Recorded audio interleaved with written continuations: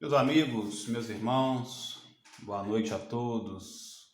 Sejam todos bem-vindos, meus irmãos, a mais um estudo nosso do Evangelho, à luz do Espiritismo, nessa reunião que temos todas terças-feiras, que é uma reunião de estudo do Evangelho vinculada à Casa Espírita Eduardo Chapot-Prévost de Caiana. Então sejam todos muito bem-vindos, que Jesus nos abençoe, nos inspire em tudo que aqui for dito e sentido, de maneira a conseguirmos utilizar o Evangelho como um recurso, como um conjunto de instrumentos e ferramentas capaz de nos ajudar na nossa caminhada, não é isso?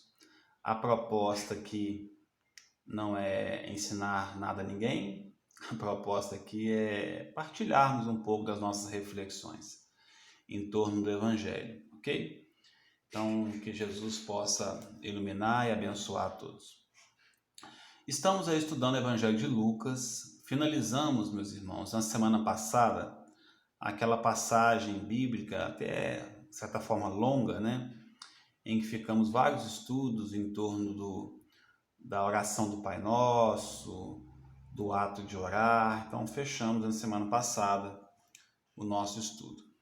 Nessa semana, nós estaremos estudando uma passagem bíblica que ficou conhecida como Jesus e Beelzebul, O Haroldo Dutra Dias, que é a tradução que eu tenho utilizado do Novo Testamento, ele traz esse subtítulo para a gente, Jesus e Beelzebul. Eu vou ler a passagem toda e depois a gente comenta qual que é o versículo nosso de estudo e qual que é o nosso texto de estudo em cima desse versículo, ok? Então, quem tiver o texto bíblico aí, vai abrir a Bíblia em Lucas, no capítulo 11, no versículo 14. Eu vou ler do versículo 14 até o versículo 23, ok? Então, inicia assim o texto bíblico. Ele estava expulsando um dêmon que era mudo. E sucedeu que, ao sair o dêmon, o mudo falou, e as turbas maravilharam-se. Mas alguns dentre eles disseram: em nome de Beelzebul, chefe dos dêmons, expulsa os dêmons. E outro, testando, buscando junto dele um sinal do céu. E ele, sabendo os pensamentos deles, disse-lhes: todo reino dividido em si mesmo está deserto, e cai casa sobre casa. Se também Satanás está dividido em si mesmo, como permanecerá de pé o seu reino? Por que dizeis que por Beelzebul eu expulso dêmones? E se eu expulso os dêmones por Beelzebul, por quem os vossos filhos os expulsam? Por esta razão eles serão os vossos juízes. Se, porém, eu expulso dêmones pelo dedo de Deus, chegou até vós o reino de Deus. Quando o homem forte, armado, guarda o próprio pátio interior da residência, seus bens estão em paz. Atacando, porém, um mais forte do que ele, quando o vence, tira-lhe sua armadura e distribui os despojos dele. Quem não está comigo é contra mim, e quem não ajunta comigo espalha.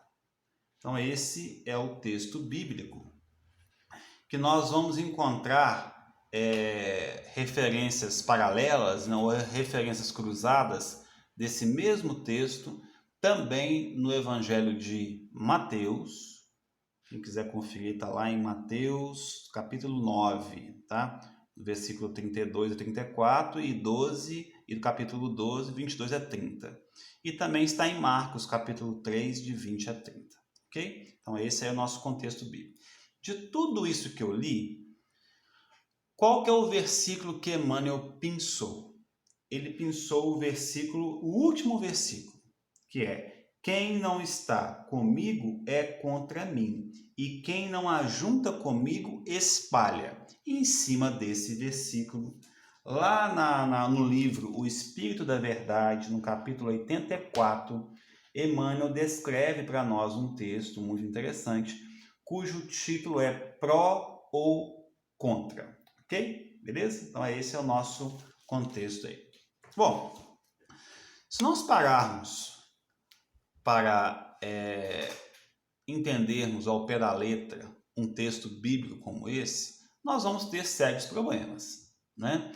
Porque a gente precisa, sempre que vai ler a Bíblia, a gente precisa entender que nós estamos lendo, principalmente as passagens em que Jesus está falando, nós estamos lendo um texto em que Jesus, o governador planetário, referia-se àquele povo de 2000 anos atrás, e ao mesmo tempo ele sabia, como espírito puro que essa mensagem chegaria até nós hoje, 2000 anos depois.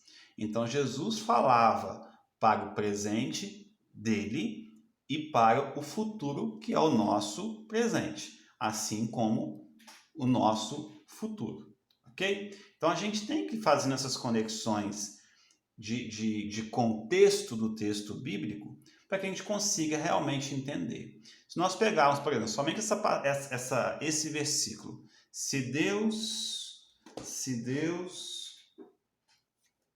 quem não está comigo é contra mim, e quem não ajunta comigo espalha. Somente esse versículo a gente precisa entender, fica meio difícil de a gente entender se nós não soubermos o contexto. Então, qual é o contexto? Jesus estava lá, tinha acabado de curar um mudo. Segundo Mateus, esse mudo também era cego.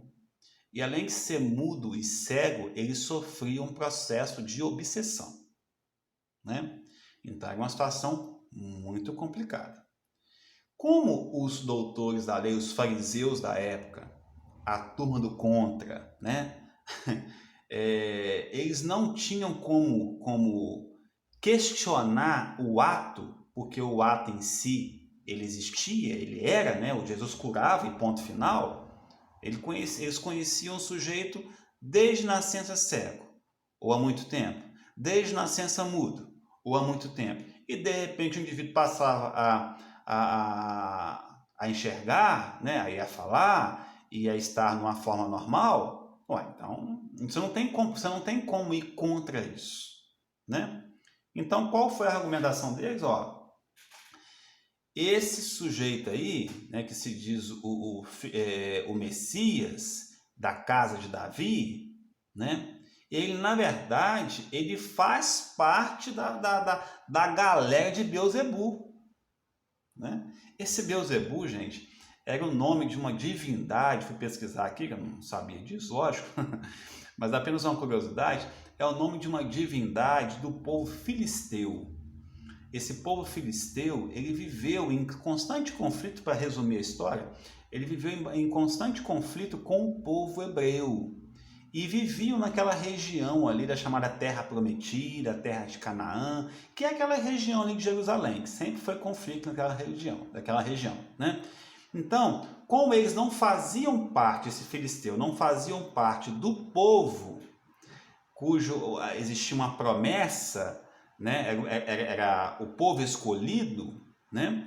Então, as divindades que eram adotadas por esses povos, que não eram o povo escolhido, eram consideradas pelo povo escolhido como divindades vinculadas às trevas, vinculadas aos demônios, vinculadas a Satanás. Então, esse Deus, Beelzebu, né, era uma divindade dessa, né? Provavelmente algum espírito lá que se apresentava e tal, que às vezes até ajudava lá os filisteus, não sei, e para o povo hebreu é como se fosse um espírito das trevas. Então eu achava que para os fariseus, Jesus curava sim, eles não negavam, não tinha como negar mais, né? Não tinha como negar, mas ele curava em nome de Beelzebu.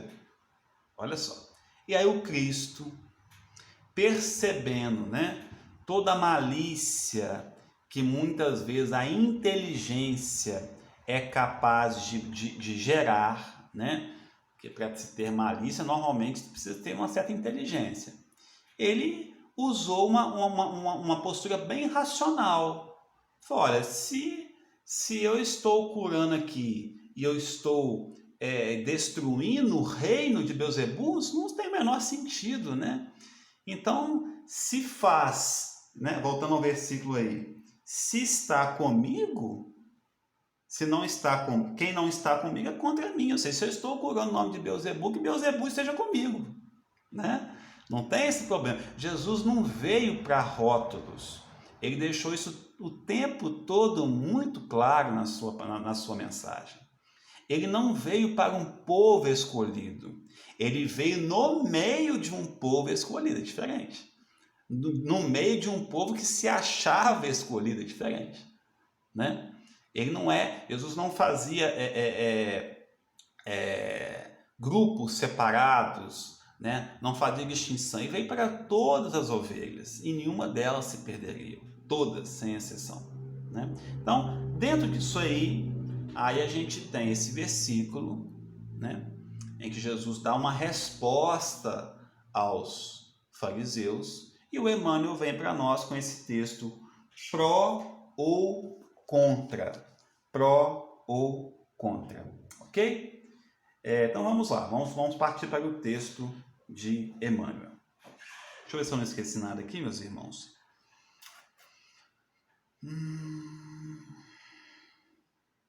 Acho que não. Vamos lá. Emmanuel começa assim, ó. Entre o bem e o mal não existe neutralidade. Esse estudo nosso, eu me baseei praticamente numa questão do Livro dos Espíritos, que é a questão 642. Questão 6, depois eu vou ler essa questão, tá? Então vamos lá, olha só. Entre o bem e o mal não existe neutralidade. Vou ler o próximo que completa isso aqui.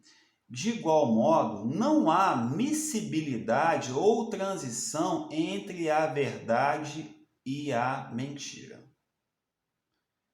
Tem um texto, um versículo do texto de Apocalipse, de João Evangelista, né? Que diz assim, está lá em Apocalipse, está no meu computador aqui, ó. Está lá em Apocalipse, capítulo 3, versículo 15 e 16, está assim, ó. Conheço as tuas obras. Essa fala é a fala de um anjo para João Evangelista, tá? Conheço as tuas obras, que nem és frio nem quente. Quem dera foras frio ou quente. O anjo falando para João. E o versículo seguinte diz assim: assim, porque és morno e não és frio nem quente, vomitar-te-ei da minha boca. Uma fala pesada, uma fala apocalíptica, né? Ou seja, um anjo, um espírito superior, falando com João. Não dá para ser não dá para ser morno. É melhor que você seja frio do que ser morno. Porque senão vou te vomitar. Uma expressão pesada, né? Entre outras palavras, é o que Emmanuel vai nos dizer aqui, né? Entre o bem e o mal não existe neutralidade. Não dá para ficar no meio. É preciso tomar uma decisão. É preciso tomar uma decisão, né? Então, quando ele fala da verdade, ó, não há transição entre a verdade e a mentira. Eu ouvi de um palestrante uma vez, não sei quem, dizendo que pior do que uma mentira é uma meia mentira ou uma meia verdade. E eu fiquei pensando nisso, é verdade.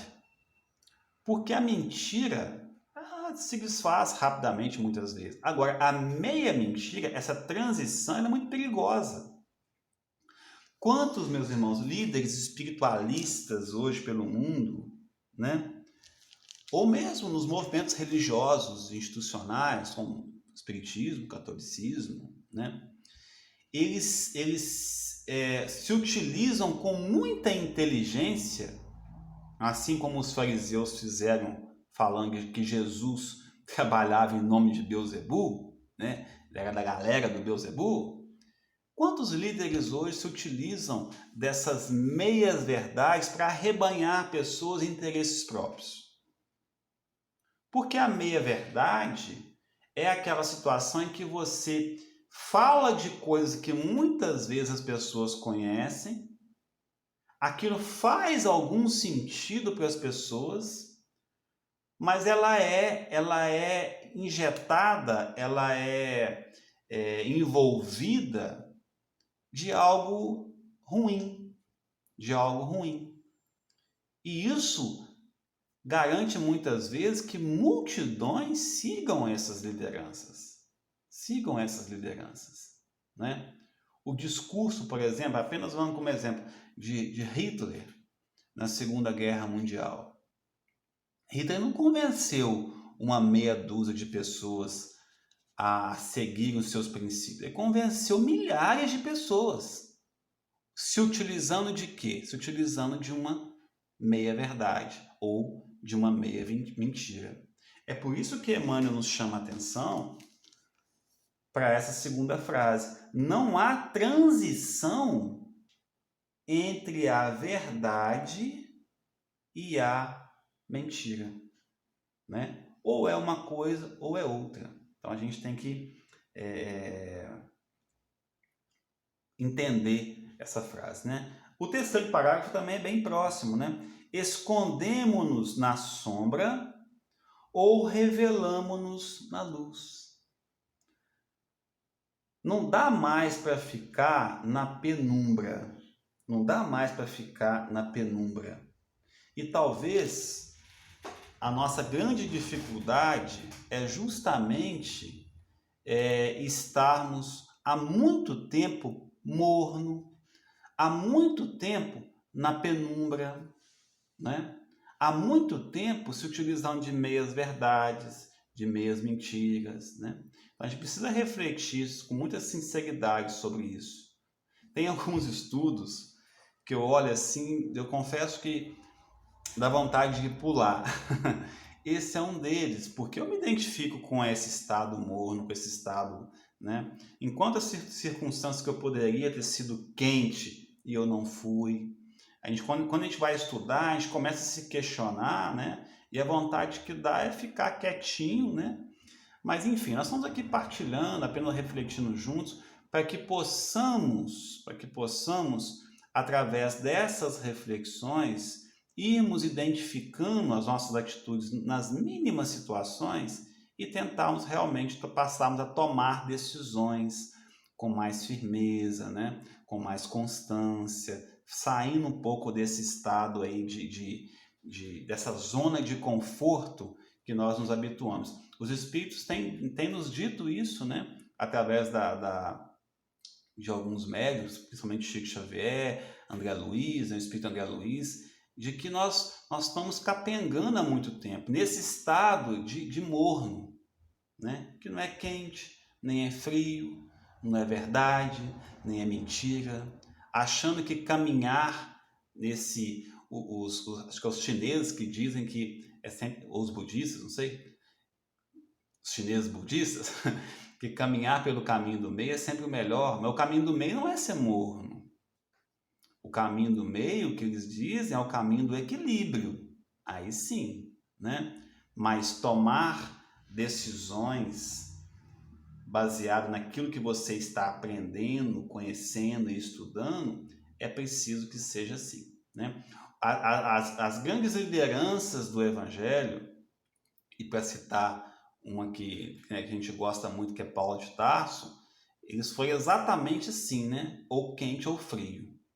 Paulo, enquanto Saulo, defendeu com unhas e dentes aquilo que ele acreditava e o que ele entendia. A partir do seu processo de conversão às portas de Damasco, ele passou a defender o outro lado, né?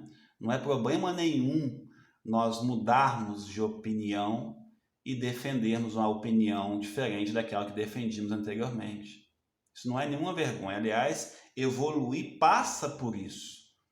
Muitas das nossas convicções hoje, elas serão e precisam ser modificadas para que a gente saia desse estado aí de morno, não é isso?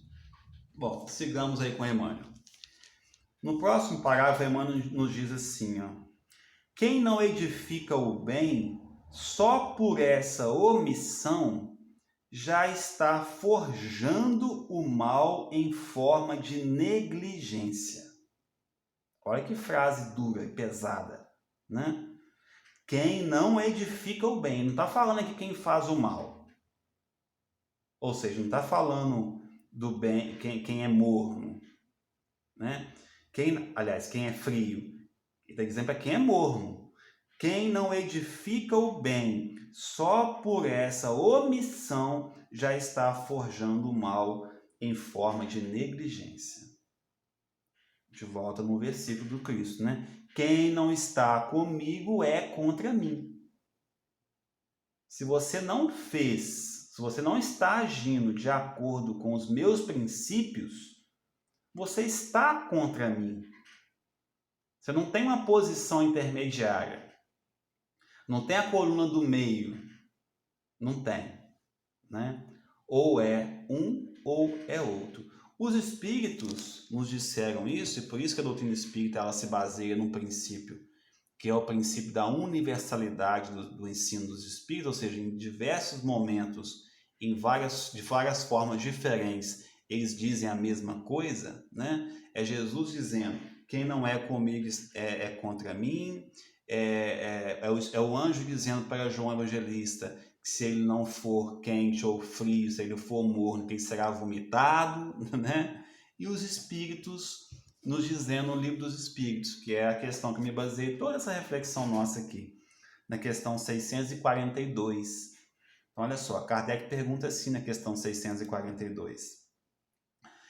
Bastará não fazer o mal para ser agradável a Deus e assegurar sua posição futura? Então, Kardec está dizendo assim, se eu não fizer o mal, ficar aqui na minha zona de conforto, né? Tomando a minha cervejinha, comendo a minha picanha, vendo meu futebol, né? E sem me preocupar com nada que está acontecendo. Tivemos uma enchente agora, né, no final de semana em nossa cidade, nossa região. Eu não estou nem aí para as pessoas que estão ali, porque comigo não aconteceu nada, né? Isso aí, né?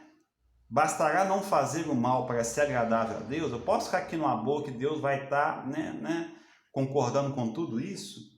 E com isso eu vou assegurar minha posição futura, ou seja, quando eu desencarnar, o fato de eu não ter feito mal tem um peso, né, no meu processo evolutivo?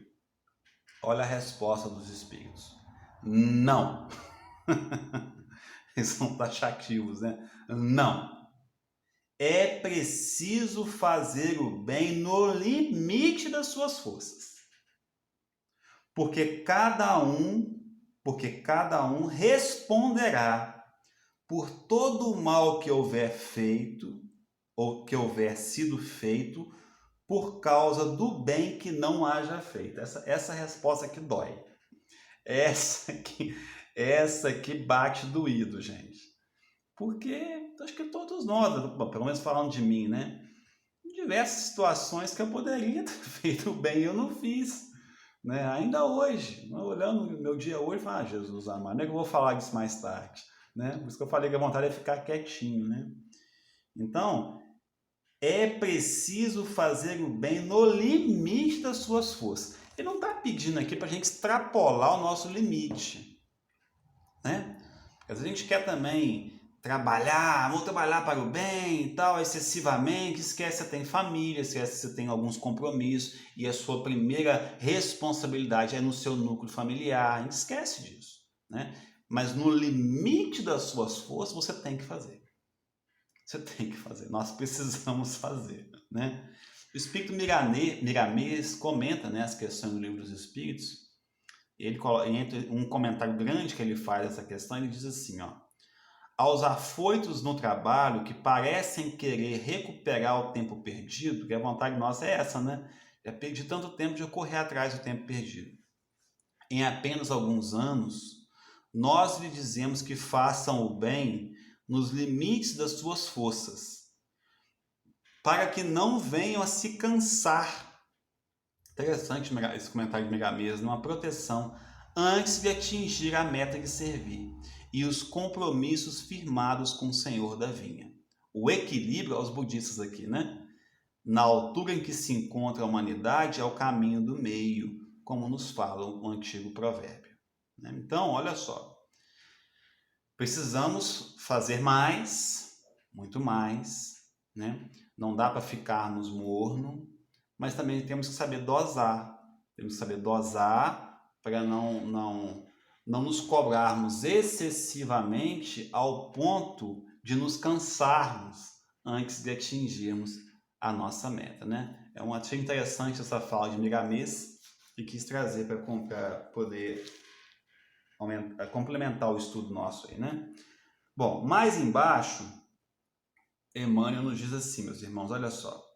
A necessidade mais imperiosa de nossas almas é sempre aquela do culto incessante à caridade pura. Aqui, meus irmãos, é que está o nosso porto seguro, né? Porque muitas vezes a gente olha esse monte de reflexões que a gente vem fazendo, de estudos, que todo mundo lê muito, todo mundo tem ouvido muita palestra, todo mundo tem ouvido muitos estudos, né? Eu fico assim muito grato e falo isso com muita sinceridade, que vocês estejam aí, né? Um grupo pequeno, mas um grupo muito, né? Que estão toda semana aí estudando juntos, né? Fico muito feliz porque a gente tem estudado muito, né? Temos lido muito e tal, mas o nosso porto seguro, e é muito importante estudarmos, né? Porque a gente estuda para tentar sentir aquilo que estuda e tentar um dia viver aquilo que sente, não é isso? Mas o nosso porto seguro é o que Emmanuel nos coloca aqui, ó. Culto incessante à caridade pura, né?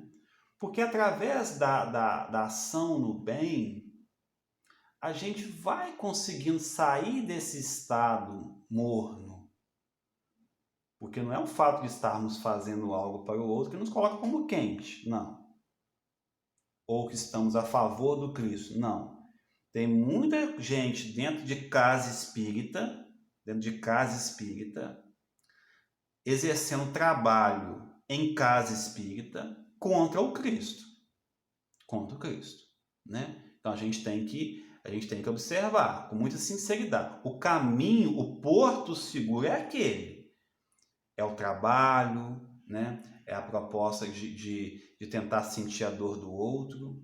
Mas nós precisamos trazer sempre essas reflexões, essas dores para o nosso campo íntimo, percebendo com muita sinceridade quais são os passos que nós já estamos dando, tentando mudar alguns caminhos que a gente percebe que são equivocados, né? Porque senão nós vamos continuar mornos.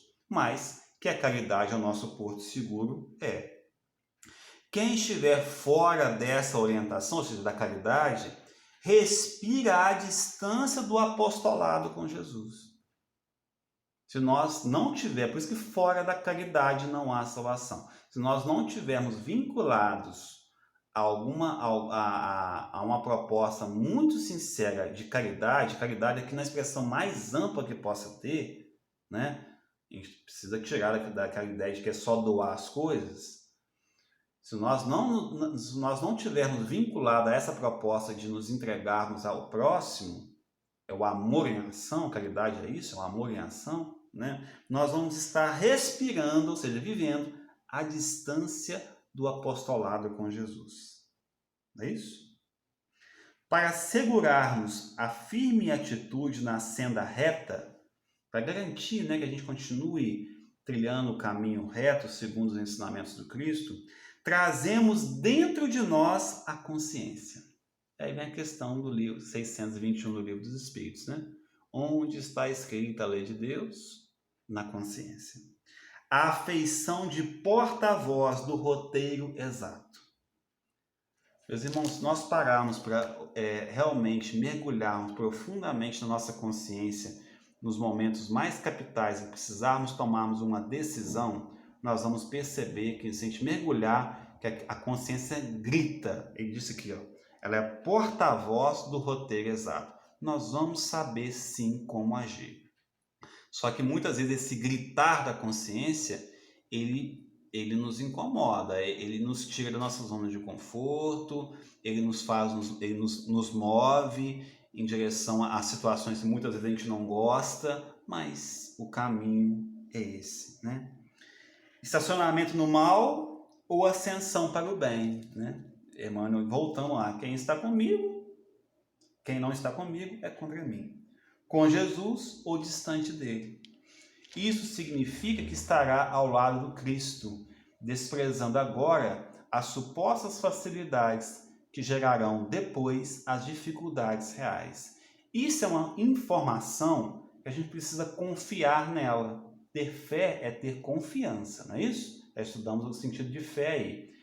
Ó, desprezando agora, precisamos desprezar agora algumas facilidades. Isso não é fácil de fazer, porque todo mundo quer facilidade. Você vai desprezar? Né? Aí você luta uma vida inteira para ter facilidade, você vai desprezar? Mas o ensinamento é esse, desprezando algumas facilidades que gerarão depois dificuldades reais. Quando ele fala em dificuldade, ele está se referindo no campo do espírito, né? Ou abraçando hoje a cruz do caminho, que amanhã conferir-te-á o galardão do imarcessível triunfo. Então, se você hoje está carregando a cruz do caminho, lembre-se disso. Você vai receber o galardão do imarcessível triunfo, né? Então, pró ou contra, caminho, essa neutralidade, ela não é bacana. Quem não está comigo é contra mim. Quem não ajunta comigo, espalha, né? Esse espalha aqui no sentido de quando nós não estamos caminhando com Cristo, né? Nós nos distanciamos dele. E, inclusive, esse espalha tem um significado de espalhar, inclusive, o que é ruim. E aí você acaba contaminando outras pessoas, né? Então, sigamos com ele. Sigamos com ele, que é o caminho mais certo, né? Mais seguro a seguir, mesmo que sejamos diante de uma cruz. Forte abraço a todos, uma reflexão muito singela, né? Em torno dessa passagem de Jesus, né? Que foi chamado pelos fariseus de amigo de Beelzebul, em torno do texto de Emmanuel, pró ou contra. Até a semana que vem, se Deus quiser.